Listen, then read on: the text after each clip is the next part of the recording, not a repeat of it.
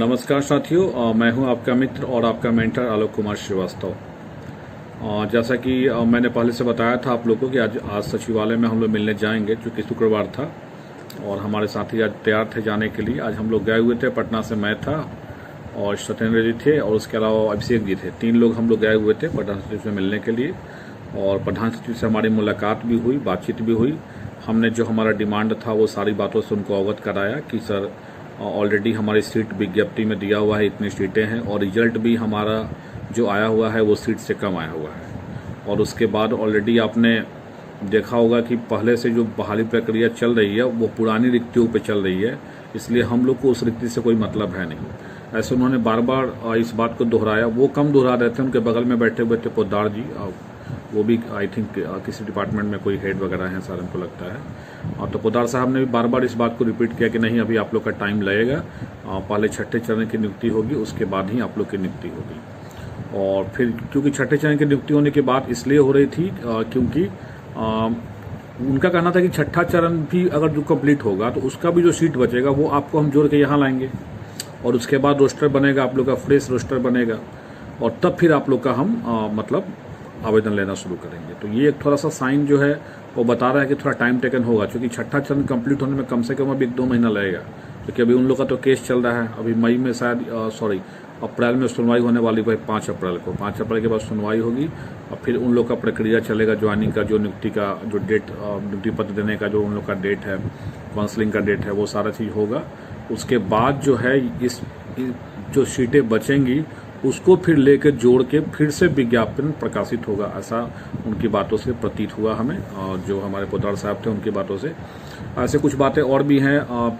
मेरे प्राइमरी वाले भाई जो हैं उसको बुरा नहीं मानेंगे, चूँकि ऐसा ये देखिए, एक चीज़ है, अगर हाई स्कूल की बहाली पहले होगी तो ऑब्वियस है कि प्राइमरी वाले जो बच्चे हैं जिनका प्राइमरी में भी रिजल्ट है वो पहले हाई स्कूल ज्वाइन करेंगे। लेकिन अगर प्राइमरी की बहाली पहले हो गई ना, तो मैं क्या और भी जितने भी कैंडिडेट हैं जिनका प्राइमरी में अगर मेरिट बन रहा हो तो ऑब्वियस है कि वो प्राइमरी ज्वाइन करेंगे ही करेंगे। सो बेटर ये होगा कि पहले हाई स्कूल और +2 का हो और उसके बाद जो है प्राइमरी का हो। भले ही 1 महीना लेट हो लेकिन सबका हो, इस चीज़ को ध्यान दीजिए। कुछ साथी इसको बुरा नहीं लेंगे कि मैं चाहता नहीं हूँ कि प्राइमरी का पहले हो, कुछ लोगों का काम है ऐसा करना कि फिर वो कहें कि नहीं, ये प्राइमरी चाहते हैं कि बाद से हो, लेट से हो। देखिए, लेट से ऐसी बात नहीं है, लेट तो ऑलरेडी 3 साल से लेट हो रहा है, 17 से 21 आ गया, अब कितना लेट होगा। लेकिन बात यह है कि अगर पहले हाई स्कूल में हो जाता है तो हमारे जो भी साथी जो हाई स्कूल ज्वाइन कर लेंगे, एटलीस्ट जो कम मेधा वाले जो बच्चे होंगे उनका प्राइमरी में आसानी से हो जाएगा। लेकिन अगर पहले प्राइमरी का होगा तो सारे प्राइमरी में जो टॉप मेधा वाले हैं, जितना भी जिनका टॉप मार्क्स है, वो सब ज्वाइन करेगा पहले प्राइमरी में। और फिर सारे जब ज्वाइन करेंगे प्राइमरी में और फिर जब हाई स्कूल वाला निकलेगा तो ऑब्वियस है कि वहाँ तक छोड़ के वहाँ जाएंगे। तो इधर तो हमारा प्राइमरी में जो ज्वाइन वो करेंगे तो लो मेधा जिनका है, जिनका मेधा कम है, वो भाई तो हमारे वंचित रह जाएंगे ना। सो बेटर होगा कि पहले हाई स्कूल और +2 की हो। और इस बात को हमने अवगत कराया भी और वो भी इस बात से सेटिस्फाइड दिखे कि हाँ, ये भी मतलब कहने का मतलब वो भी सेटिस्फाइड हैं। लेकिन बात है कि छठे चरण की, और छठे चरण की जब बात है तो प्राइमरी और मिडिल हाई स्कूल जितना भी उनका चल रहा है पहले से वो कंप्लीट करेंगे, उनकी बातों से ये लगा। और सो मुझे लग नहीं रहा कि अभी इस स्टेट की बहाली तुरंत शुरू होने वाली है। और पहले लग रहा है कि पहले छठा चरण कंप्लीट ही होगा, उसके बाद ही हम लोग की बहाली शुरू होगी। और तो वेट तो थोड़ा सा करना पड़ेगा। एक बात और उन्होंने बोला कि मैं मान लीजिए कि आप कह रहे हैं कि ये बहाली कर दिया जाए, जो अभी रिजल्ट निकला है, और हम ये बहाली शुरू कर दें और आपको हम अलॉटमेंट कर दें कि हाँ, आपको ये फलाना जिला आपको मिल गया, और कल होकर आपके मित्र जाएंगे और वो केस कर देंगे हाई कोर्ट में कि उनसे मेरा ज़्यादा मार्क्स था और हमको अपना जिला नहीं मिला और इनको अपना जिला मिल गया।